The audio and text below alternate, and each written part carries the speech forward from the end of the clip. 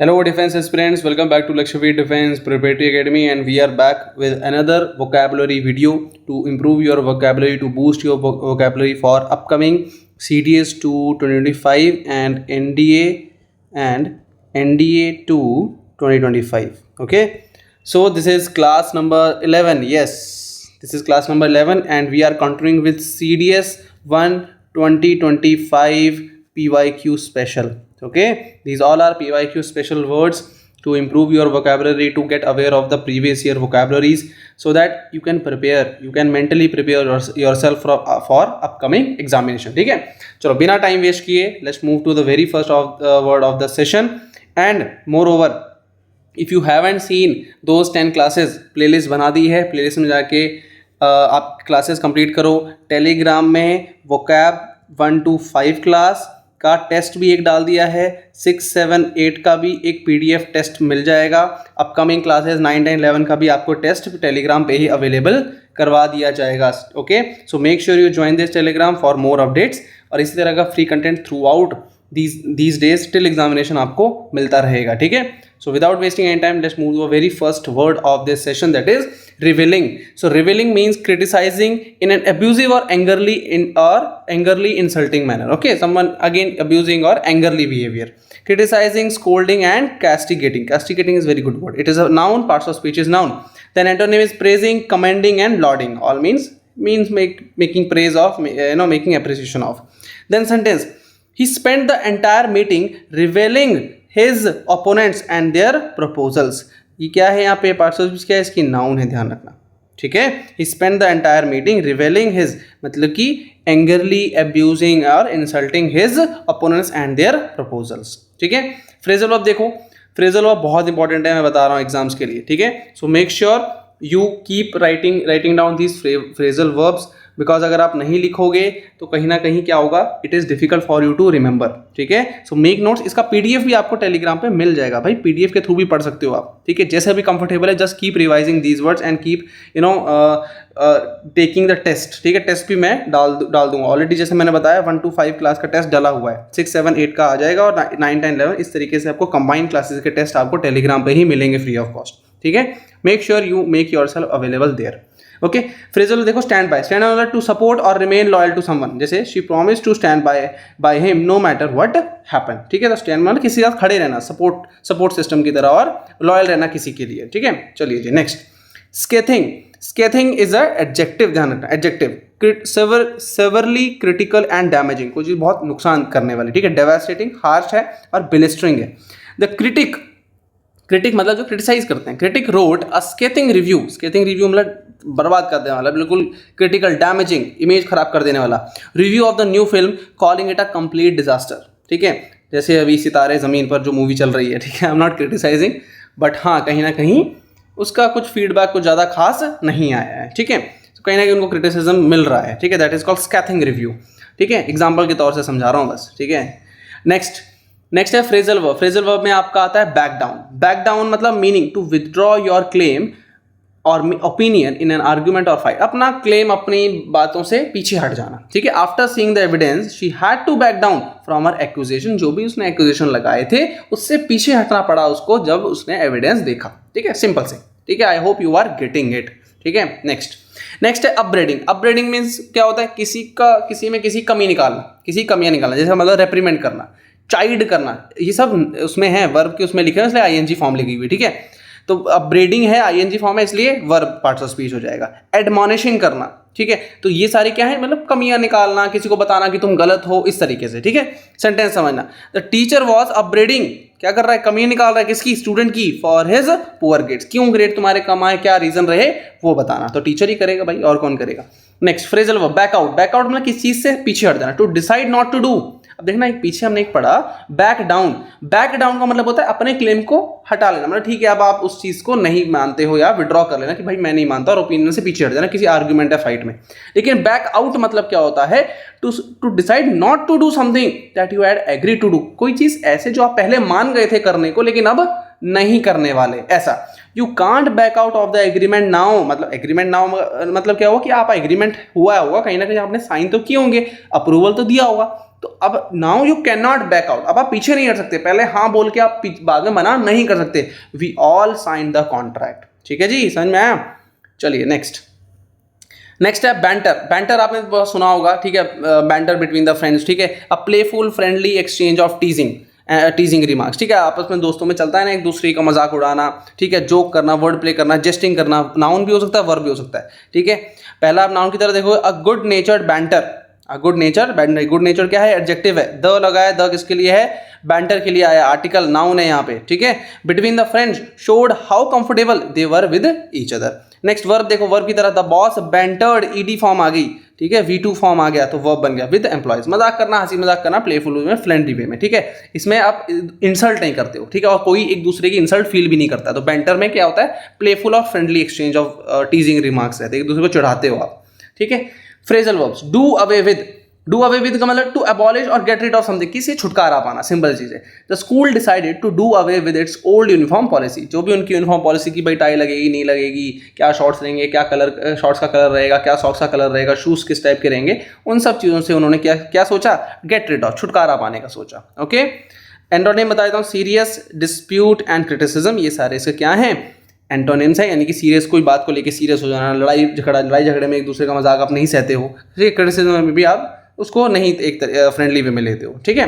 Next is alacrity, ठीक है, alacrity means brisk and cheerful ready, मतलब ऐसे फुर्तीले से होते हैं ना, बिल्कुल रेडी, बिल्कुल एकदम ईगर, देखो ईगर, विलिंगनेस, एंथुसियाज्म, बहुत ज़्यादा एकदम ऑप्टिमिस्टिक कि भाई हम ये काम फट से ऐसे कर देंगे, जोशीला, बिल्कुल जोशीला जो वर्ड होता है।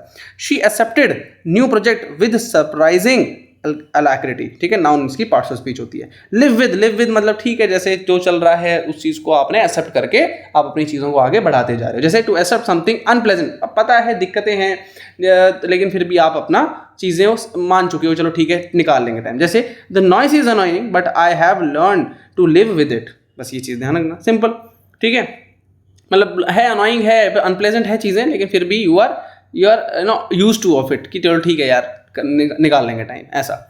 नेक्स्ट देखो, नेक्स्ट है अवेरिस, बहुत अच्छा वर्ड है ये भी, extremely greed for wealth and material gain, ठीक है जी, material gain. Parts of speech क्या है, now, synonym greed, cupidity and rapacity, ये क्यूपिडिटी और रेपेसिटी बहुत अच्छे वर्ड हैं इसके, ठीक है। एंटोनिम जेनरोसिटी, फिलैंथ्रोपी, मतलब जो लोगों के लिए, फिल मतलब लव होता है, एंथ्रोपी मतलब पीपल, जो लोगों के लिए प्यार, मुनिफिसेंस, ठीक है, मुनिफिसेंस में मतलब अगेन आपको मटीरियल गेन नहीं, लोगों से ज़्यादा प्यार है, you are loving people, loving kind of nature, ठीक है। द विलेंस इनसैटिबल एवायरस, कैसा, greed for wealth, was his ultimate downfall, तो ये एक आप कह लो कि एक मूवी का सीन से वहां से उठा लिया, ठीक है। Phrasal verb, live up to मतलब क्या हुआ, to be as good as something और someone is expected to be, भाई कोई इतना अच्छा होना जितने आपने उम्मीद की थी, ठीक है। The movie did not live up to all the hype, मतलब जितना हमने सोचा था उतनी चली नहीं, ठीक है, ऐसा बोलते हैं ना यार, चली नहीं, जितना हाइप बना रखी थी, जितना हवा उड़ रही थी उतना चली नहीं है, ठीक है, तो वो हो गया did not live up to, उस पर खड़ी नहीं हो पाई जितना उसका स्टैंडर्ड बना दिया था, है ना, होता है ना कभी कभी ऐसा मूवीज के साथ, बॉलीवुड मूवी के साथ तो आजकल बहुत ही हो रहा है, ठीक है। चलिए नेक्स्ट है आपका एडहॉक का मतलब क्या होता है, फॉर्म्ड, अरेंज्ड और done for a particular purpose only as necessary, कोई भी चीज़ बनाई जाना, कोई भी चीज़ का अरेंजमेंट करना, किसी चीज़ को बना कर देना, ठीक है, एक पर्टिकुलर टास्क के लिए और जब भी जरूरत हो तब के लिए, जैसे कि एडजेक्टिव और एडवर्ब दोनों हो सकते हैं, जैसे बताया। इम्प्रोवाइज करना, इम्प्रोवाइज भी आप ऑन द स्पॉट करते हो, ठीक है, टेम्परेरी तौर के लिए करते हो, टेम्परेरी वर्ड है। एक्सटेम्पोनियस, ये अभी आप कह लो कि today is I am recording this video on 3rd of जुलाई, ठीक है, 3rd of जुलाई, तो 2nd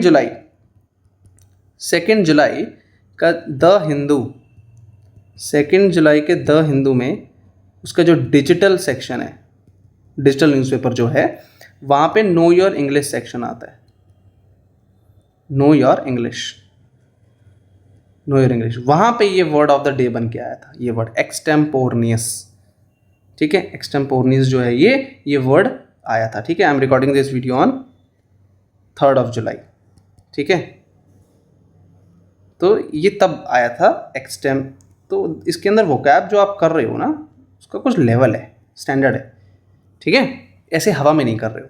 तो ध्यान रखना ये वर्ड्स बहुत अच्छे हैं, keep those words in mind, help करेगा आपको आने वाले एग्जाम से, ठीक है। परमानेंट हो, प्लान्ड हो, प्री अरेंज हो, ऐसी चीज़ जो पहले से प्लान थी, प्री अरेंज थी, इसमें कोई प्री अरेंजमेंट नहीं होता है, ऑन द स्पॉट चीज़ें बनाई जाती हैं, ठीक है, ऑन द स्पॉट टेम्परेरी तौर से की जाती हैं, क्रिएट की जाती हैं, ठीक है।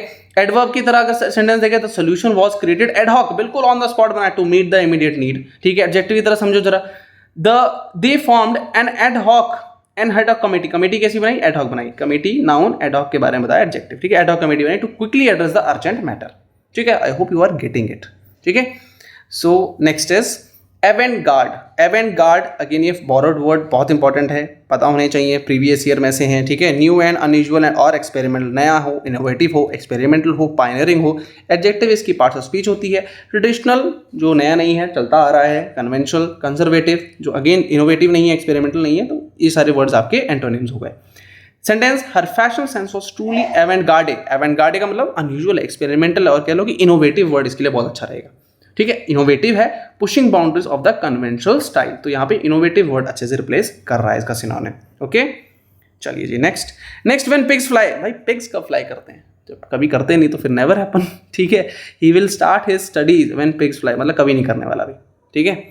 तुम्हारा हाल तो नहीं है ऐसा, ठीक है, नहीं है तो पढ़ लो, ठीक है, अभी भी टाइम है, पढ़ लो जी, ठीक है। ऐसा ना हो कि I will start preparing for examination when pigs fly, बस फिर तो पिग्स भी उड़ गए और तुम्हारी तैयारी भी हो गई, ठीक है। चलिए next, take a rain check. Take a rain check मतलब, अब रेन चेक का मतलब जैसे बाहर निकल के बारिश चेक करते हो ना, तो कहते नहीं अभी नहीं आई, अभी नहीं आई, एकदम से फिर देखते हो नहीं अभी आने वाली है, ठीक है। तो decline an invitation but suggest doing it later time, ठीक है। तो वो नहीं है, ऑब्वियसली बात है, वो मीनिंग नहीं है इसका, डायरेक्ट मीनिंग नहीं आता है, ठीक है। टेक अ रेन चेक नहीं है, ऐसे मम्मी ने बोला बाहर चेक करके आना चाहिए बारिश हो रही कि नहीं हो रही, वो नहीं है, ठीक है। मीनिंग है इसका to decline an invitation now but suggest doing it at a later time. कुछ इस चीज़ की ठीक है यार, अभी हम नहीं जा सकते, लेकिन क्या हम इसको बाद में मतलब जा सकते हैं कि सजेस्ट करना कि बाद में इसको हम जा सकते हैं कि नहीं।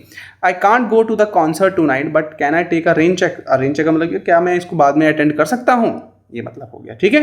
नेक्स्ट देखिए, सेव्ड बाय द बेल, भाई बेल ने बचा लिया, बिल्कुल जैसे मतलब बिल्कुल मुश्किल वक्त में बिल्कुल लास्ट में एक बेल बजा दी और कोई आके बचा गया। Rescued from a difficult situation at the last movement, आपने बेल बजाई और रेस्क्यू टीम आ गई, ठीक है। I was about to be asked a tough question but the meeting ended and I was saved by the bell. होता है ना क्लास में कभी कभी टीचर कुछ पूछने लग रहा है कि जैसे ही पता लगा अरे यार टाइम हो गया, घंटी बज गई स्कूल की, भागो बच गए, ठीक है, कॉलेज की बच गई, भागो, ठीक है, बच गए भाई, ठीक है। टीचर ने अभी मेरा अगला नंबर मेरा था, अगला रोल नंबर मेरा ही था, मेरी बारी आई थी, फंस जाता, ठीक है। तो सेव्ड बाय द बेल, बिल्कुल लास्ट मोमेंट में बच गए आप, ठीक है। चलिए, this was the end of this session. I hope you are covering these classes regularly, ठीक है। Do follow these videos.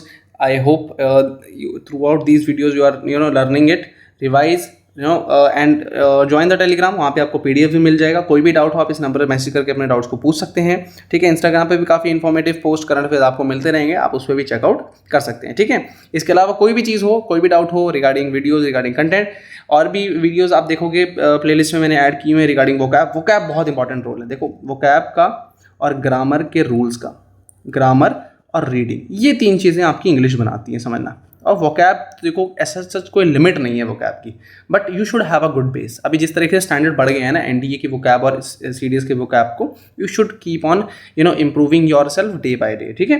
So standard हम उस तरीके से मेंटेन रखेंगे ताकि आपके आने वाले एग्जाम के लिए हेल्प हो सके। Will try to help you as much as we can, ठीक है। कोई भी डाउट हो you can put in comment section, all the comments feedbacks are welcomed. See you, bye bye, take care, Jai Hind.